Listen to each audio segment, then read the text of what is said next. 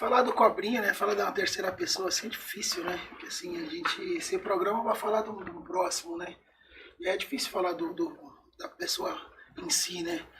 Mas eu acho legal esse papo do Vem Pra Roda, porque assim, eu vou tentar se encaixar nessa terceira pessoa. O Cobrinha foi um cara privilegiado, pô.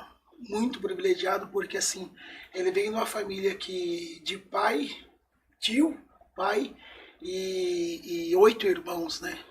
Então assim, do 8 irmãos, o Cobrinha era o caçula dessa família, né? Então assim, foi mais difícil do que o Minhoca, porque eu peguei tudo pronto, assim, o Cobrinha pegou tudo pronto, né? Tudo foi mais fácil pro Cobrinha, né? Assim, não teve tanta barreira, né? Claro que você tem uma certa fase na nossa vida que é a fase do afirmamento, a gente se firmar na onde a gente quer chegar, né? E aí o Cobrinha sempre acompanhou essa vivência de pai, de irmãos, e falando em praça, assim, é um sonho para todos, né? E aí, infelizmente, quando os irmãos deu uma distanciada da praça, da capoeira, o Cobrinha foi a época do afirmamento do Cobrinha, né?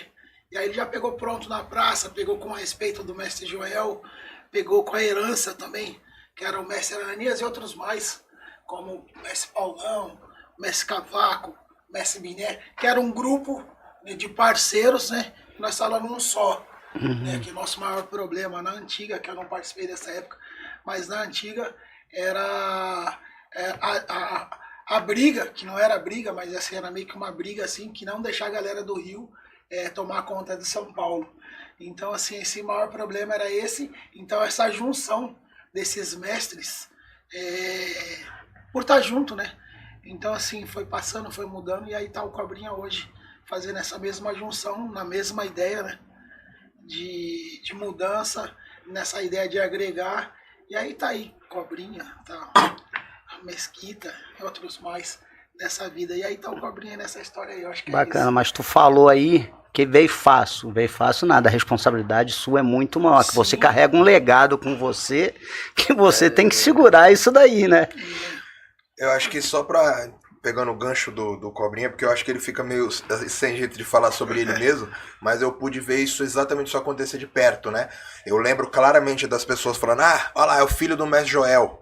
Vamos testar, vamos ver se é isso aí. Quando o Mestre Joel tava, o nego baixava a bola. Quando não tava, eu vi ele ser testado das diversas maneiras possíveis por não fazer nada. Só por ser o filho do Mestre Joel, sim, pra ver se era o filho do Mestre Joel, né? Vamos ver se... Então tinha aquela galera testando numa boa, né? Vamos dar uma apertada. Mas não só pelo Mestre Joel, pelos irmãos também, sim, né? Sim, porque ele traz o legado todo de uma família. Então sempre tinha essa galera que ia junto, mas queria dar uma apertadinha, tipo, o garoto novo tá chegando, vou dar uma apertada. E tinha galera que queria derrubar mesmo. Falar, Cobrinha nada, o negócio de ferro agora... Só porque é filho do Mestre Joel, tem que mostrar serviço na roda.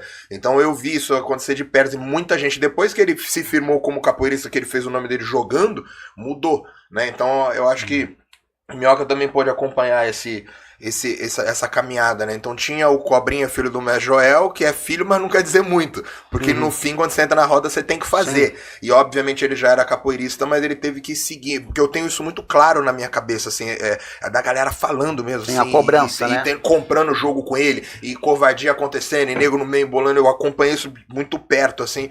E eu via exatamente quando ele começou a ser o Cobrinha por jogar, né? Sim. E eu falo isso aí até porque quando eu conheci ele, primeira coisa, é o filho do Mestre Joel, né? Mas só que ele chegou e mostrou que ele era capoeira. Então o espaço dele estava na capoeira e ele conquistou isso daí e vem conquistando cada vez mais.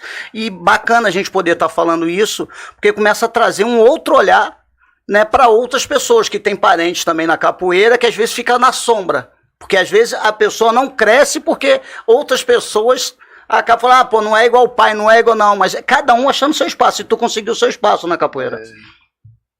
Não foi fácil. Não foi fácil como... eu sinto essa dificuldade e eu vejo a dificuldade que o Minhoca vem passando também. Até porque, assim, quando ele fala assim que ele segurou o legado, é legal quando a gente fala assim, eu segurei o legado porque eu sou filho, né? Porque eu sou muito próximo.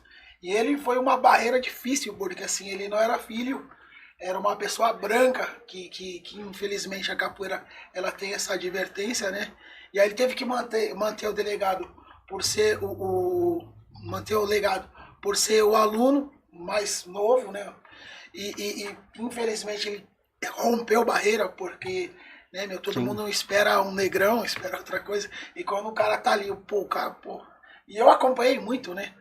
Teve uma vez, uma certa vez que eu tava na roda e tinha uma menina de cor, né? Uma moreninha, e o pai falou assim, eu quero ver minha filha treinar, quem que é o mestre? E aí o Minhoca apareceu, ele falou, pô, mas não tem outro mestre aí que dá aula? Você lembra? E eu falei, poxa, é difícil, não é fácil. Então, assim, essa parada da capoeira, esses romper barreira, Sim. a gente Quebrar os preconceitos, né? Tem que estar com a cabeça boa e querer, né? Porque nunca é fácil, né? Mas nós estamos aí, estamos Não, bacana. isso aí. Bacana.